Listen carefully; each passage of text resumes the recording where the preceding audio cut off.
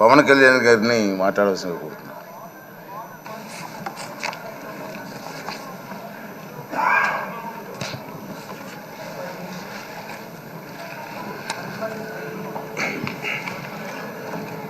పదహారవ శాసనసభకి ఏకగ్రీవంగా ఎన్నికైన సభాపతి శ్రీ చింతకాల అయ్యన్ పాత్రుడు గారికి హృదయపూర్వక నమస్కారాలు, మీ శుభాకాంక్షలు.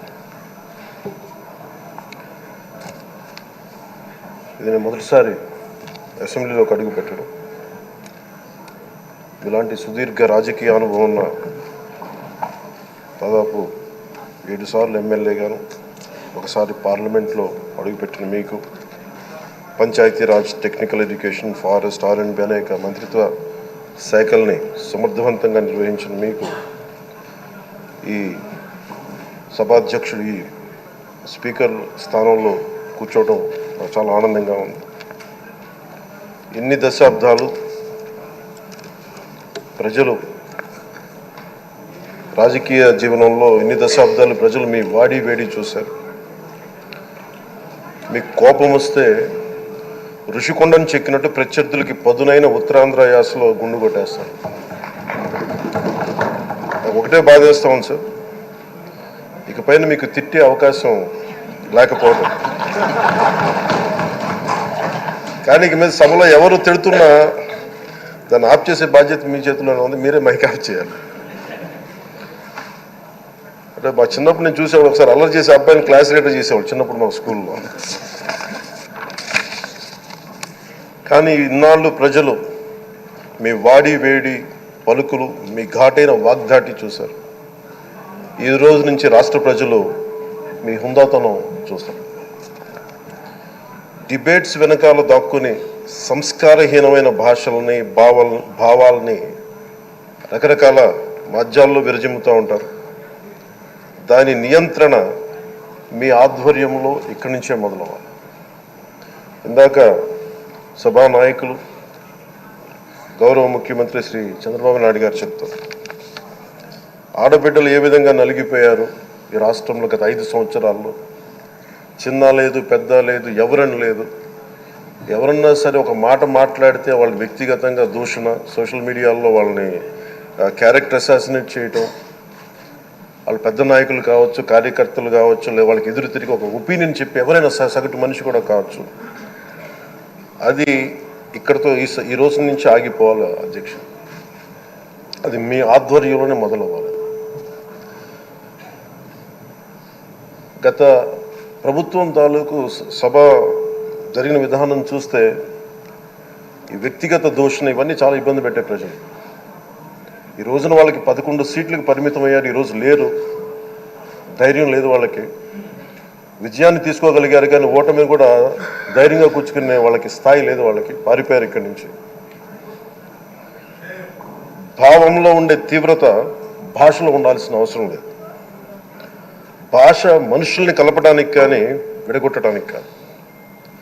భాష విద్వేషం రేపడానికి కాదు, పరిష్కరించడానికి. ఎంత జటిలమైన సమస్య అయినా, భయంకర సమస్య అయినా చర్చల ద్వారా పరిష్కరించుకోవడానికి కానీ వివాదం సృష్టించడానికి కాదు. ఈ సభ ఉన్నది అందుకు. కానీ మనం చూసింది వాళ్ళ దగ్గర నుంచి బూతులతోటి, వ్యక్తిగత దోషులతోటి రాష్ట్ర పురోభివృద్ధిని ఆపేశారు. అలాంటి సభ కాకుండా ఇందాక మన పెద్దలు శ్రీ గౌరవ ముఖ్యమంత్రి చంద్రబాబు గారు చెప్పినట్టుగా ఇది భవిష్యత్తుకి ఇది ఒక ప్రమాణం అవ్వాలి. 2047 వరకు ఇంత అద్భుతమైన స్థానంలో మనకి ఆంధ్రప్రదేశ్ తెలుగు జాతి ఉన్నత స్థాయికి వెళ్ళాలంటే ఈరోజు మనం వేసే ప్రతి అడుగు అది భవిష్యత్ తరాలకు ఒక నిర్దేశక ఒక టచ్ స్టోన్గా ఉండిపోవాలి, ఒక గిట్ రాయిగా ఉండిపోవాలి. ఈ రోజున ఈ సభలో ఉన్న గౌరవ సభ్యులందరూ చట్టాలు చేయడానికి ఉన్నారు, చట్టాలు ఉల్లంఘించడానికి కాదు. విభేదించడం అంటే ద్వేషించడం కాదు, వాదించడం అంటే కొట్టుకోవడం కాదు. ఇవన్నీ విభేదించడం, వాదించడం ఇవన్నీ ప్రజాస్వామ్యానికి చాలా మౌలికమైన పునాదులు. ఆంధ్రప్రదేశ్ ఆవిర్భావం జరిగి అసలు భాషా ప్రయుక్త రాష్ట్రాల ఆవిర్భావమే మన ఆంధ్ర రాజ్యంతో మొదలైంది. అమరజీవి పొట్టి శ్రీరాములు గారి బలిదానం మీద మన రాష్ట్రం పుట్టింది. 56 రోజులు తిండి తిప్పలు తినకుండా నరకం అనుభవిస్తూ ఆయన బలైపోయారు. ఆయన మరణానికి చేరువవుతూ ఆమరణ నిరాహార దీక్ష చేసిన ప్రతిరోజు మనకి దాదాపు ఈ సుదీర్ఘమైన 6 దశాబ్దాల కాలం, 1.5 సంవత్సర కాలం, అంటే ఆయన ప్రతిరోజు చావుకు చేరువవుతూ భోజనం లేకుండా ఆయన గడిపిన ప్రతిరోజు మనకి 1.5 సంవత్సర కాలం.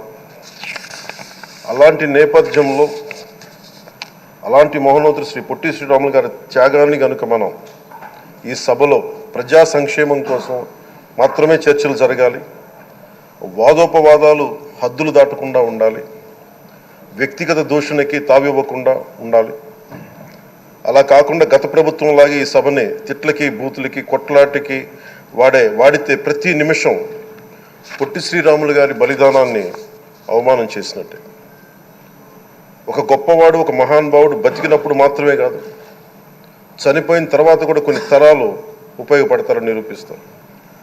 అలాంటి కోవకు చెందిన మహానుభావులు, ఆంధ్ర రాష్ట్ర సృష్టికర్త, భాషా ప్రయుక్త రాష్ట్రాలకు శ్రీకారం చుట్టిన ద్రష్ట, అమరజీవి శ్రీ పొట్టి శ్రీరాములు గారి స్మృతిలో ఒక విలువలతో కూడిన ఒక సత్సాంప్రదాయాన్ని తెరలేపుతూ మీ ఆధ్వర్యంలో ఈ సభ జరగాలని, ఈ 5 ఏళ్ల ప్రజాప్రస్థానంలో ఈ విలువైన 5 ఏళ్ళు రాబోయే తరానికి గొప్ప భవిష్యత్తునిచ్చేలా, అన్నం పెట్టే రైతుకి, కౌలు చేసుకునే రైతుకి, రైతు కూలీకి అండగా ఉండేలా, మహిళలకి భద్రతతో పాటు ఉన్నత స్థాయికి ఎదిగేలా, ప్రభుత్వ ఉద్యోగులకి భద్రత కల్పించేలా, పశువు, పక్షి, ప్రకృతి, సర్వజనులందరికీ కూడా మతాలకి, ప్రాంతాలకి అతీతంగా సుభిక్షంగా అభివృద్ధి పదంలో ఆంధ్రప్రదేశ్, ఆంధ్ర రాజ్యం అద్భుతమైన ప్రగతి సాధించేలా ఈ చర్చలు సాగాలని కోరుకుంటూ, సభాపతి అయ్యన్న పాత్రుడి గారికి